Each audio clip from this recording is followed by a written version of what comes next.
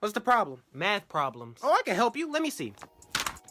Alright, here's the easy one. What's 6 times 3?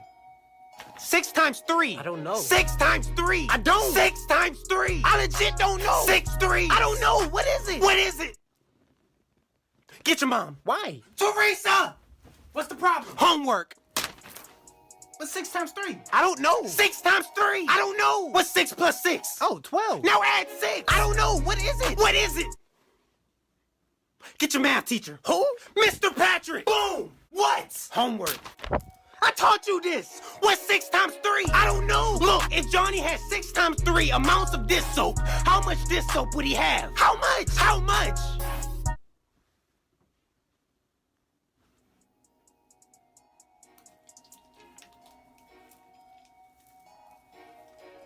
One, two, three, four, five, six, seven.